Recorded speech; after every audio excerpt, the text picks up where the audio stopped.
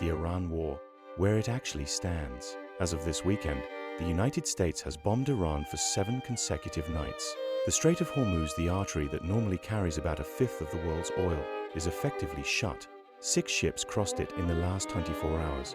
Iran's Revolutionary Guard calls the waterway completely closed. Brent crude is back above $85, up more than 10% in a week. Here's how a war that both sides declared over twice is still going. In January, Iran saw its largest protests since the 1979 revolution. The government crushed them. Human rights groups reported thousands killed and tens of thousands detained. Through February, American and Iranian negotiators met in Geneva and Oman over Iran's nuclear program. Both sides sounded optimistic in public. Iran's foreign minister said a deal was within reach. At the same time, the US was assembling its largest military presence in the Middle East since the 2003 invasion of Iraq.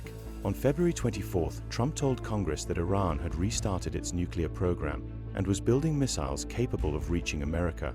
US intelligence assessments had said otherwise. 4 days later, while negotiations were still happening, the bombing started. The US called it Operation Epic Fury. Israel called it Operation Roaring Lion. Iran, because it landed during Ramadan, calls it the Ramadan War. Roughly 900 strikes hit Iran in the first 12 hours. Israel's Air Force said it struck 500 targets in its largest combat sortie ever. Cyber attacks knocked Iranian internet connectivity down to around 1% of normal for more than 60 hours. Israel and the US had spent months on deception, moving vehicles, staging aircraft to look unready under satellite surveillance. It worked. Senior Iranian officials were still gathering in person. 3 separate meetings were hit within 30 seconds of each other. Among the dead, Supreme Leader Ali Khamenei. Iran confirmed his death on March 1st and declared 40 days of mourning. His son Muqtada was named successor a week later. Iran's retaliation, Operation True Promise 4, fired hundreds of missiles and drones at Israel, at US bases, and at the Gulf states hosting them. Countries that had nothing to do with the strikes were suddenly under fire. Qatar alone was targeted by over 200 missiles in the first 3 weeks. Then Iran did the thing everyone had feared for decades. It closed the Strait of Hormuz.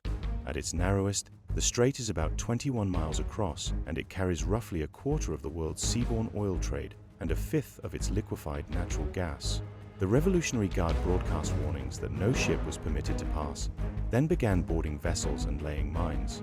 Traffic collapsed by more than 95%. Iraq declared force majeure. Gulf producers ran out of storage and started shutting in wells. Oil went from about $70 a barrel to over $140, the highest since 2008. Fuel shortages hit Asia. The Philippines declared an energy crisis. India, which supplies more than 300,000 of the world's seafarers, has now banned its sailors from crewing ships through the strait. This became the largest oil supply disruption since the 1970s. Pakistan brokered a 2-week ceasefire on April 8th. Talks in Islamabad followed the highest-level direct US-Iran negotiations since 1979. 21 hours, no agreement. The US responded with a naval blockade of Iranian ports. Iran kept blockading the Gulf. Analysts called it a dual blockade. Neither side able to open the water, both able to keep it shut. In June, it looked genuinely over. A 14-point memorandum was signed on the 17th. Trump at Versailles, President Pezeshkian in Tehran. Both blockades lifted the next day. On the 28th, both sides agreed to stop shooting. It held for about a week. Between July 6th and 7th, 3 ships were attacked in the strait.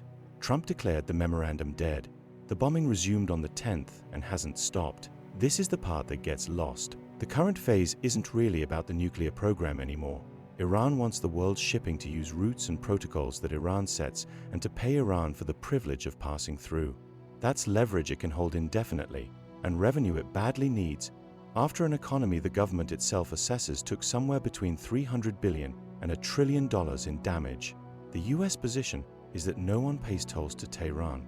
Trump has said openly that he's the one keeping the strait shut because opening it would let Iran earn $500 million a day. So both sides are now fighting over who controls a waterway that neither can currently use. Iran's health ministry says US strikes since July 6th have killed at least 50 people and wounded more than 500.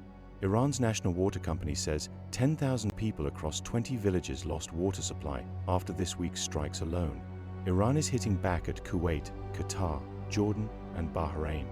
Saudi Arabia has issued and lifted air raid warnings. A senior Iranian military advisor has warned of a full-scale offensive if the bombing continues through the weekend.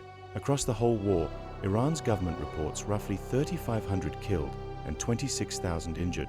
The monitoring group HRANA has documented over 3,600 deaths, including 1,700 civilians, and says the real military figure is almost certainly higher.